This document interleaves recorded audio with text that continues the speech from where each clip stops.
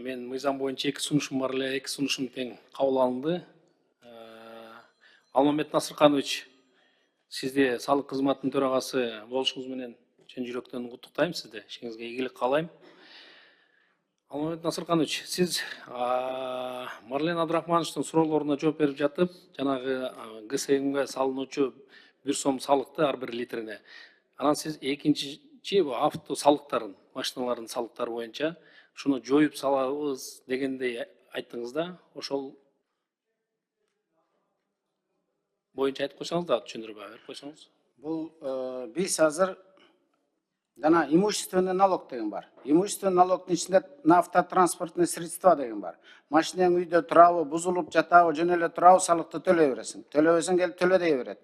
Кызыл чеке урушат. Анан азыр ар бир бензинге 1 литрден 1 литрге 1 сом деди. Мисалы үчүн бир күнүнө 10 литр айдасаң 10 сом төлөйсүң, 15 литр айдасаң 15 төлөйсүң. Ошентип бул акчанын баардыгы толугу менен дорожный фондко түзүлөт да по назначению кетет, ал башка жакка кетип калбайт. Бирок анда вопрос возникает. Раз получается двойное төлөп атат да. Бензинге да төлөсүм, анан транспорт. Ошондуктан мы предлагаем во исключение двойного налогообложения налог на имущество транспорт дегенди исключать этиш керек деп. Демек, 25-жылдан жылдан баштап авто салыгы алынбайт, туурабы? Биз азыр ошол процедуралар менен иштегенге сунуш пикиримди айтып атам. Алмамбет Насырканович, ошол машинадан түшүүчү салык бул жергиликтүү салык болуп эсептелет да. Анан жергиликтүү көптөгөн айыл өкмөттөрүбүз бүгүнкү күндө дотацияда отурушат. Туура. Ошол анда мамлекеттик бюджеттен корректировка кылса болот. Субсидия болгондо ал жоголуп кетип кала турган болсо. Ал корректировка болунот. Баары бир ошол акча адамдын чөнтөгүнөн чыгып атат да. Адам баары бир чөнтөктөн чыгып атат да. Чөнтөктөн чыгып атат, акча болуп атат, ал корректировка болуш керек. Бул менин пикирим.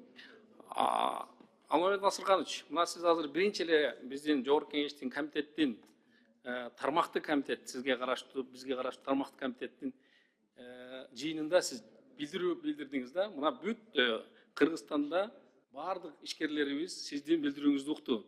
Жанагы ЭТТ боюнча бул 5 гана түрүнө гана киргизебиз, калганын баардыгын жоебуз дедиңиз да.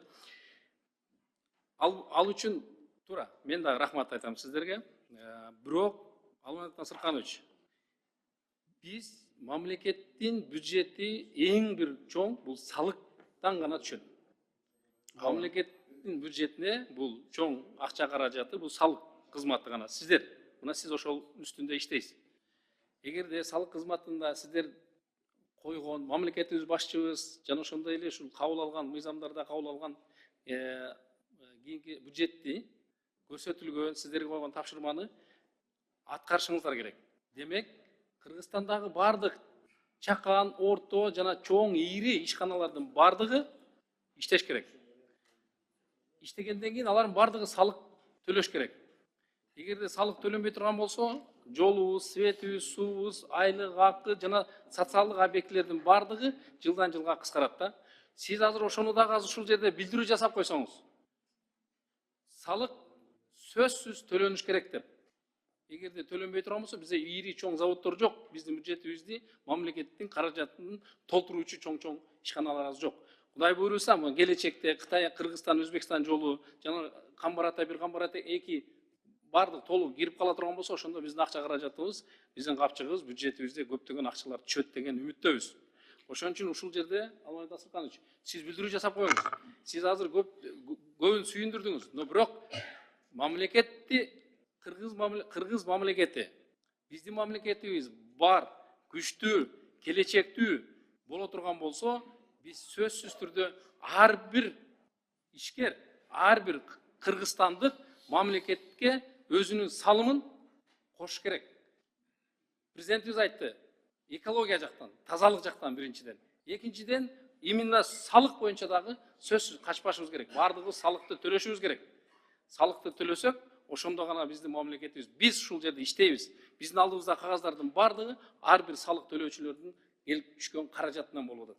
Ошон үчүн Алмамбет Насырканович, сиз мына аткаруу бийлигинде дагы мына иштеп атасыз. Буга чейин саясатта жүрдүңүз, ага чейин дагы аткаруу бийлигинде жүрдүңүз.